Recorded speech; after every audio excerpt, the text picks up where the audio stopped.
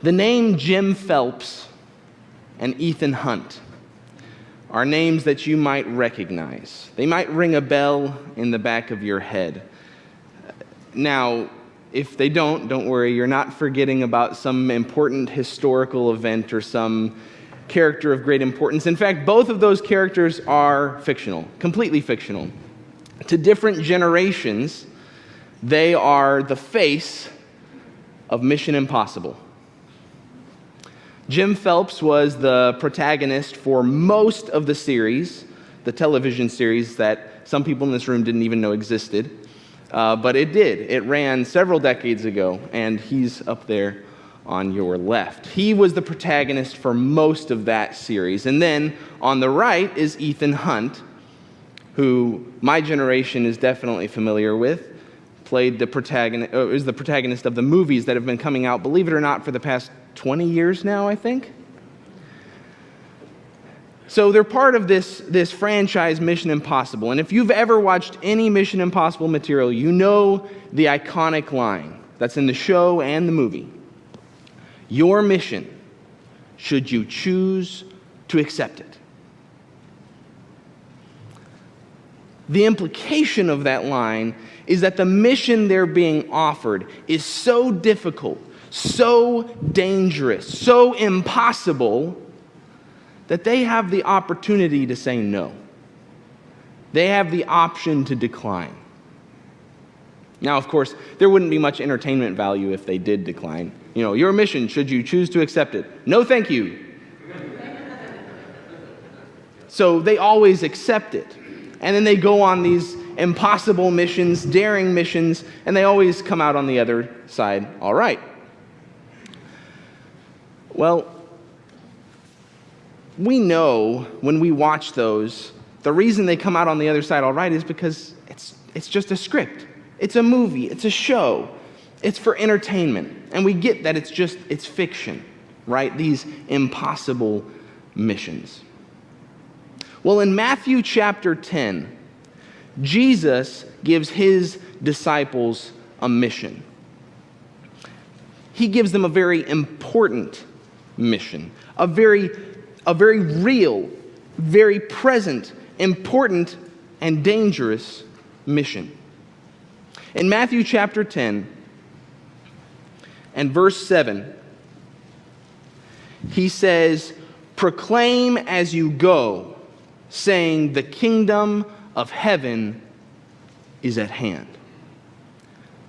This is what is oftentimes called the limited commission. And it's called that because he gives them the abilities to do some signs and wonders, heal sicknesses, cast out demons, and he sends them out, but only to the house of Israel, not to the Gentiles yet. And this is what he tells them to do: proclaim that the kingdom of heaven is at hand. It's a straightforward mission. It's a pretty simple mission to encapsulate, to say in one sentence. But he says, this is not going to be an easy mission. If we get down to verse 16, he begins giving them some warnings about what's going to come with this mission, what's going to be involved with this mission. In verse 16 of Matthew chapter 10, "Behold, I am sending you out as sheep in the midst of wolves. So be wise as serpents and innocent as doves. Beware of men, for they will deliver you over to courts and flog you in their synagogues, and you will be dragged before governors and kings for my sake, to bear witness before them and the Gentiles. When they deliver you over, do not be anxious how you are to speak or what you are to say, for what you are to say will be given to you in that hour. For it is not you who speak, but the Spirit of your Father speaking through you. Brother will deliver brother over to death, and the father his child, and children will rise against parents and have them put to death.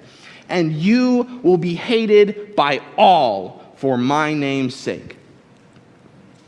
But the one who endures to the end will be saved." Yikes! He says, I've got a mission. I want you to proclaim that the kingdom of heaven is coming. It is at hand. And then he says, but I'm sending you out as sheep among wolves, as prey among predators. And he says, you'd better expect betrayal because the message that you're carrying will pit brother against brother and father against children and children against parents. You're going to face betrayal. And then he says, people will hate you for my name's sake. This is not an easy mission. Straightforward? Yes. Easy? No. He gives a little bit of light of hope at the end of that. In verse 22, he says, the one who endures to the end will be saved. There's a reward for this mission, for a job well done. Endure to the end, and you will be saved. And so he shifts gears, and he starts giving them some encouragement. Start reading in verse 26. He says, so have no fear of them, for nothing is covered that will not be revealed, or hidden that will not be known. What I tell you in the dark, say in the light, and what you hear whispered, proclaim on the housetops. And do not fear those who kill the body, but cannot kill the soul. Rather, fear him who can destroy both body and soul in hell. Are not 2 sparrows sold for a penny? And not one of them will fall to the ground apart from your Father. But even the hairs of your head are all numbered. Fear not, therefore. You are of more value than many sparrows. So everyone who acknowledges me before men, I also will acknowledge before my Father who is in heaven. But whoever denies me before men, I also will deny before my Father who is in heaven. Skip down to verse 38. Whoever does not take his cross and follow me is not worthy of me. Whoever finds his life will lose it, and whoever loses his life for my sake will find it. Now, I said that was a section of encouragement. There are some things in there that don't seem very encouraging at first glance, but he's reminding them, he's encouraging them by reminding them of their goal. He's saying, remember, your goal is to proclaim the kingdom. Your goal is to say, the kingdom of heaven is at hand. And if that's your goal, you should have no fear, because all will be known. What I'm telling you now, preach, teach it, shout it from the rooftops. Keep doing it. And he says, have no fear, because the worst they can do is kill you. The worst they can do is kill you. Warning, fear God. He can kill both body and soul. The worst they can do is kill your body. Again, it may not seem encouraging on that level, but he's saying, remember your mission. And he says, your Father cares about you. He is conscious of you. He says he's counted the hairs on your heads. He is with you. He says, here's an encouraging word, if you acknowledge me before men, I will acknowledge you before my Father. That's fantastic. Warning, if you deny me before men, I will also deny you before my Father. There's a warning built into his encouragement. But there in verse 39, we see the ultimate encouragement. He says, this kingdom that you're proclaiming, this kingdom that you are carrying to the house of Israel here and later on to the world, in this kingdom, even death is not final. Even death is not the end. So do not fear. Do not fear. What a mission! This is what Jesus is entrusting to his closest followers. He's entrusting them with a kingdom, the beginnings of a new kingdom, and they have to take it and spread it. And he doesn't, no bones about it. He says, this is going to be difficult. This is going to be hard. You're going to face opposition and persecution and death because of this. But proclaim the kingdom is coming. If we fast forward to Matthew chapter 28, this is post-resurrection. Jesus has died and been buried and resurrected. And he tells the disciples some of the most famous words in all of Scripture. He says to them essentially, your work is far from over. In Matthew chapter 28, verses 19 and 20, he says, go therefore and make disciples of all nations, baptizing them in the name of the Father and of the Son and of the Holy Spirit, teaching them to observe all that I have commanded you. And behold, I am with you always to the end of the age. See, in Matthew chapter 10, their job was to proclaim that the kingdom of heaven is near. It is coming. It will be here soon. In Matthew chapter 28, Jesus has died and been buried and resurrected. He has established the kingdom. And their job now is not just the house of Israel, but to carry it throughout the world, saying the kingdom of heaven is here. It is presently happening. And you can be a part of it. You can be a part of the heavenly kingdom. That's the message that they now have in Matthew chapter 28. The kingdom of heaven is here, and they are to make citizens. They are to make disciples and expand the borders of this kingdom. The risks have not changed. That needs to be made clear. The risks have not changed in Matthew chapter 28. They're still going to face persecution and opposition and death. But their mission is clear. Proclaim the kingdom of heaven and expand its borders. Before Jesus ascended to reign on his throne, he left a mission. He left it for his disciples, and not just the disciples that he spoke to there in Matthew chapter 28, but for all who would be part of the kingdom. That kingdom that still exists today, that eternal kingdom that he established, the kingdom that we are a part of. He left a mission for his citizens. In other words, our King has a mission for us today. And really, it hasn't changed, because the responsibilities of a Christian are not subject to the passing of time. The responsibilities of a servant of Christ, a child of God, a citizen of the heavenly kingdom do not change with time. And so our mission today is proclaim the kingdom. The kingdom is here. We are told to expand its borders, to baptize people, to make disciples of people, to add to God's kingdom.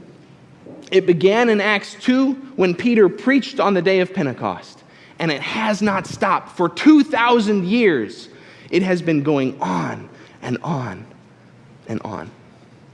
That's what we're a part of today. And the fact is, if we are a citizen of God's kingdom, this mission must be alive and active in our lives.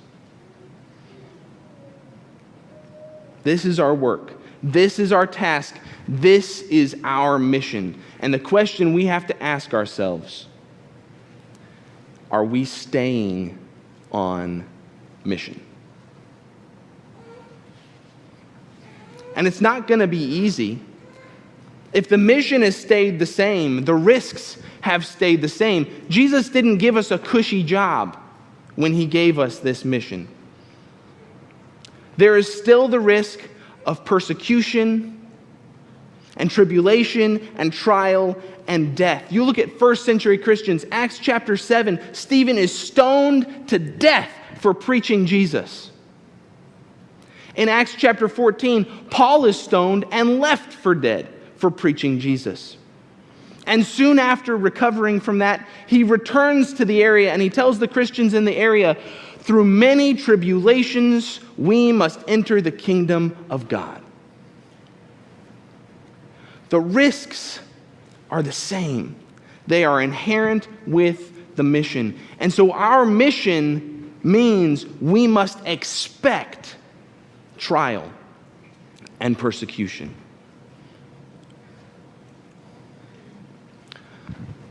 I am as thankful as the next person for the freedoms and liberties that we have here in the United States. I really am. But nothing that the U.S. Constitution talks about has anything to do with whether or not we serve Christ. It does not have anything to do with it. If our faith and our service to God is being propped up by the freedoms and liberties that we have in this nation, we are not prepared for this mission.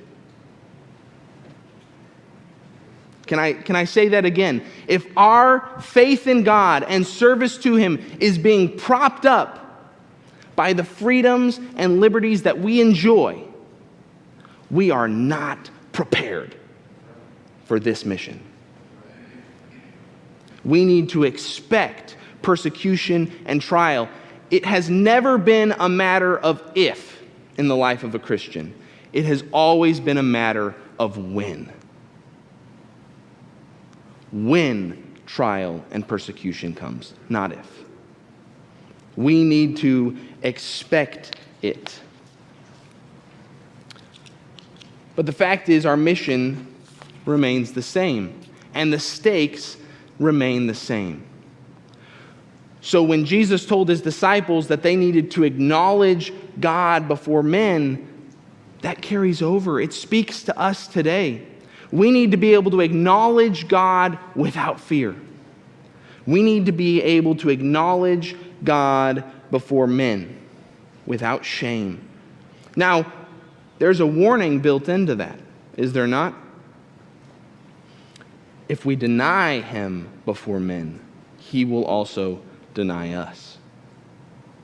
Look at the first century examples that we have of this. In Acts chapter 4 and 5, the apostles are arrested twice for preaching Jesus. And both times they're told by the leaders that arrest them, hey, stop preaching Jesus.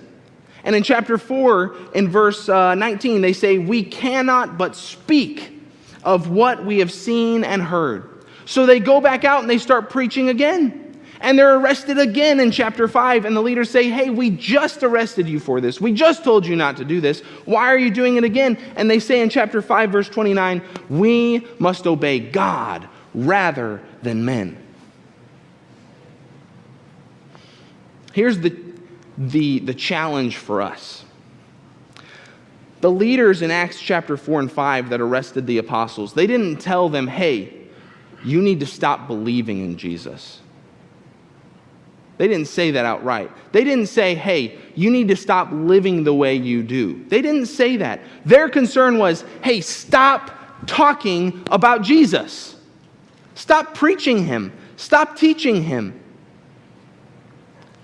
21st century, where we are today, our culture is becoming more and more hostile towards Christ and His Word and towards Scripture. Overall, the prevailing refrain is increasingly more and more, hey, Christians, you do you. But stop talking about Jesus. We don't want to hear it. They're not telling us, hey, you're not allowed to believe in Jesus. Or, hey, stop living by Jesus' commands. They're saying, stop talking about Him. And so the question for us, are we? What is our response when the world tells us to stop talking about Him? Will we acknowledge Him without fear before men? Do we fear the society that has the capability to destroy influence and reputation and body? Or do we fear the God who can destroy both body and soul in hell? Who do we fear?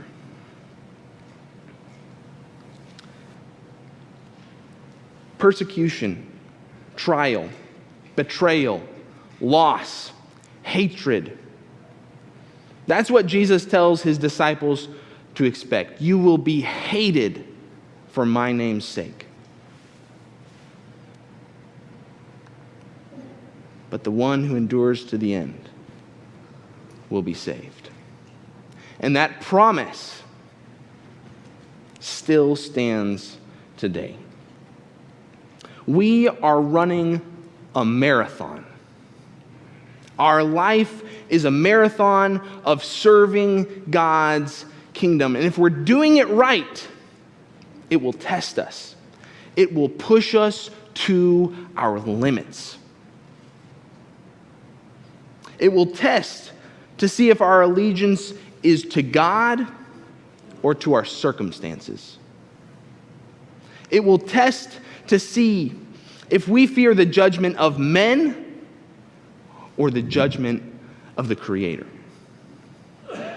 That is the race we are running, and we have to endure. But the promise is that if we cross that finish line, if we finish that race, the reward, the prize that awaits us is salvation.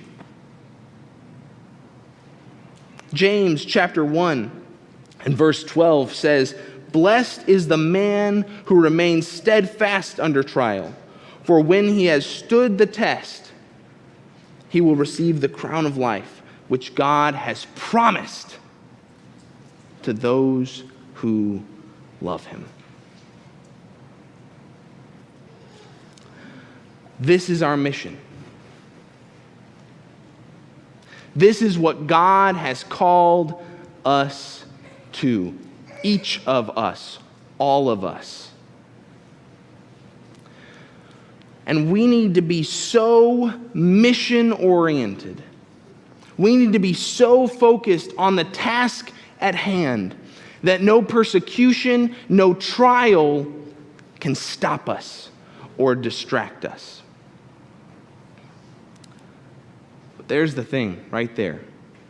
Because persecution and trial is not the only thing that can stand in the way of the gospel. Satan is just as happy if we're distracted. Satan is just as happy if we're too distracted with other things to go about our mission. So if there is something in our lives, no matter how positive, no matter how fulfilling it seems, if it gets in the way of our primary mission, we need to drop it and stay on mission.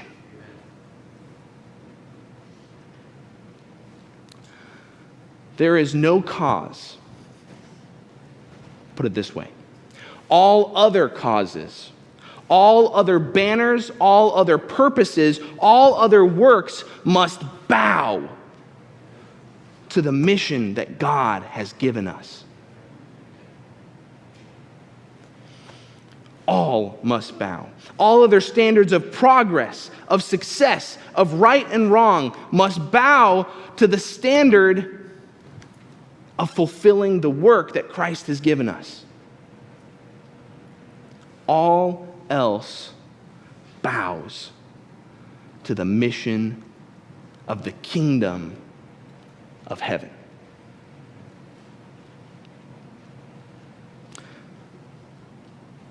Jesus didn't just leave us this mission, though. He left us an example. Many examples, actually.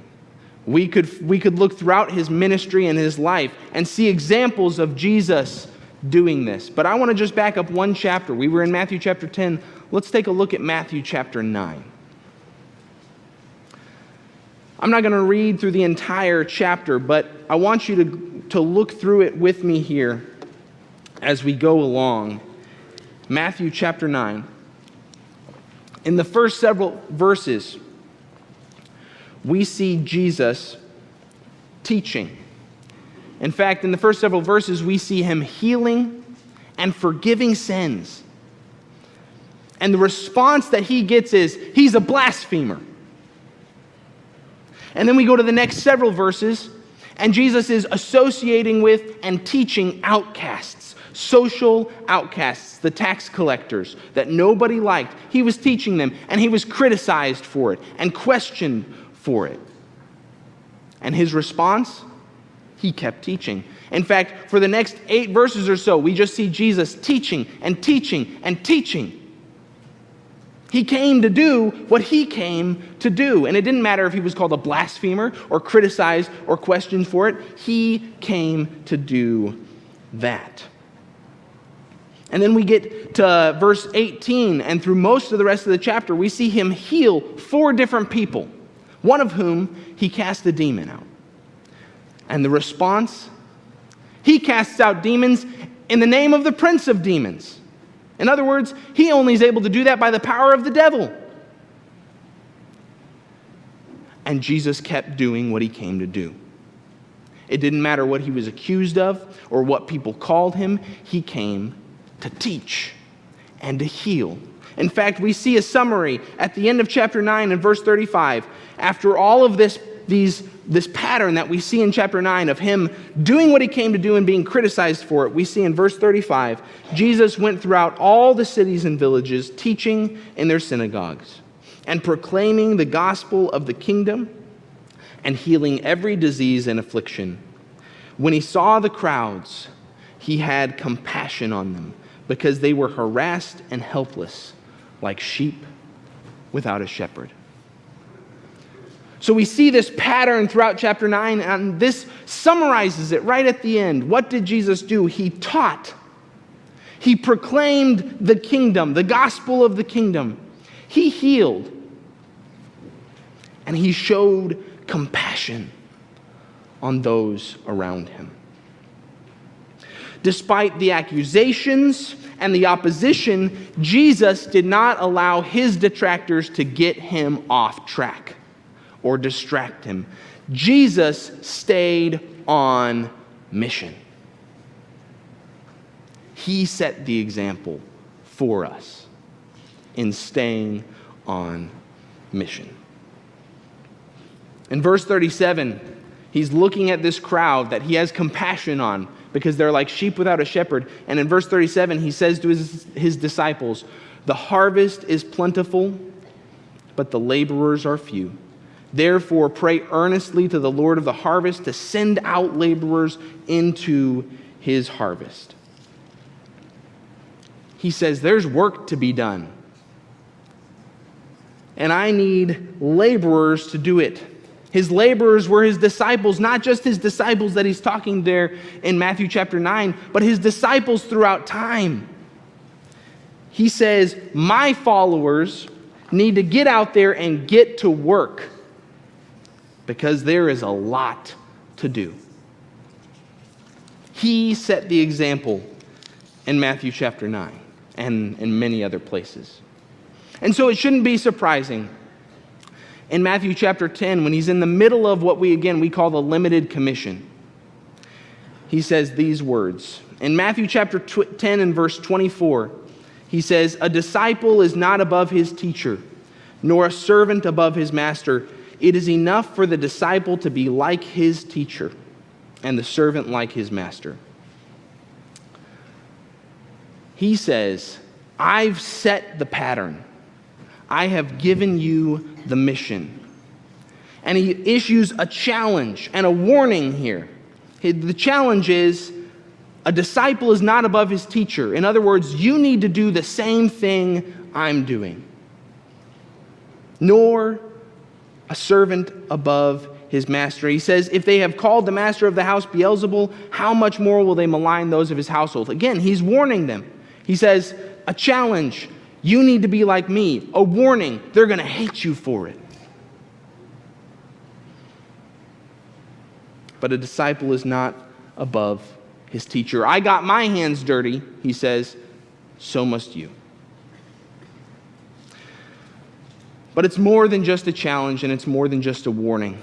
These words that Jesus speaks here carry comfort and security for a disciple of Christ.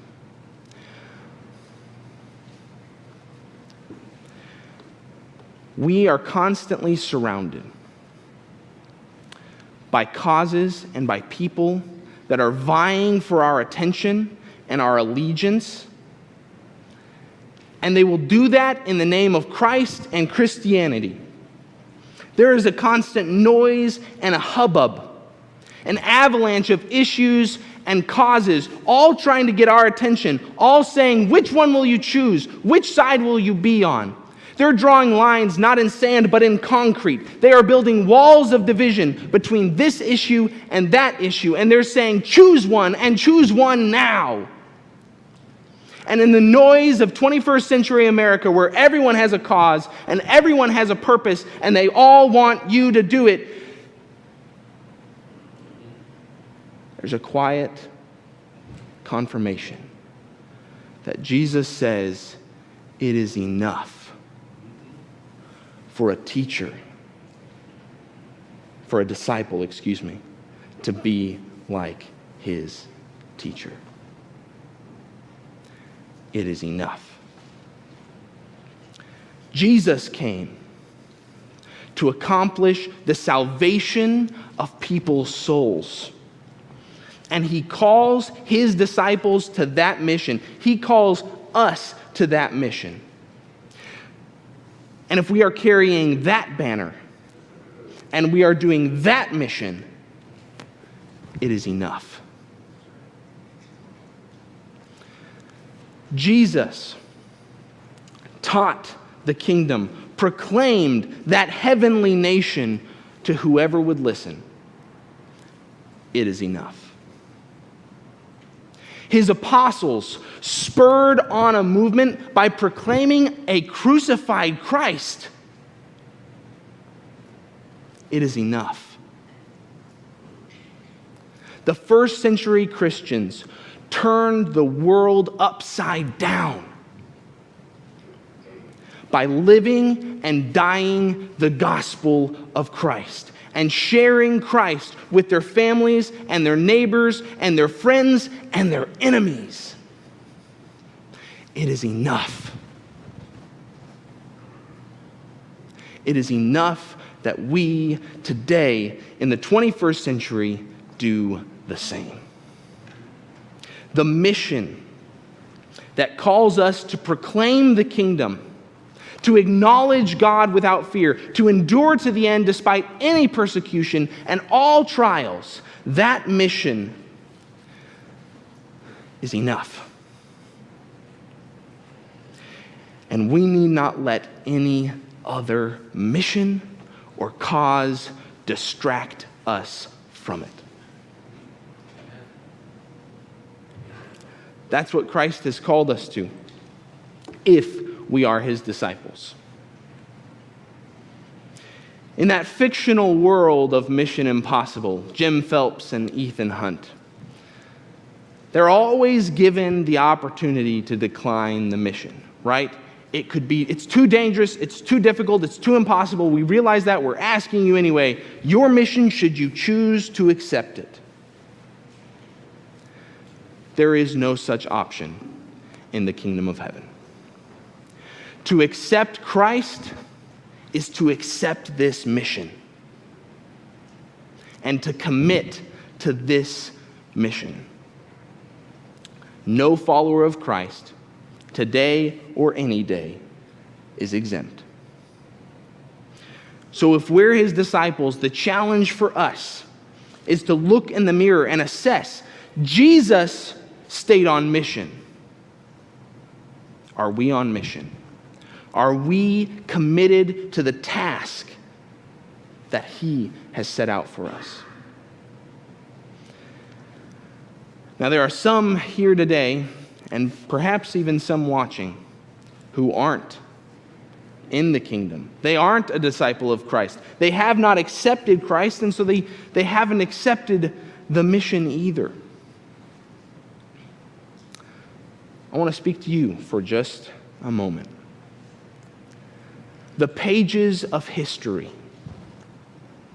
and the lives in this room today are a testimony to the fact that there is no greater cause, there is no more noble a mission, there is no banner more worth waving than that of Christ. And we want you to be a part of that mission. We want you to be a part of the kingdom that we are proclaiming. We want you We invite you. We challenge you. Come, join the kingdom, and take on the greatest mission anyone can. The mission of the cause of Christ. We want to help you. If there's a way that we can help you, come right down here as we stand and sing.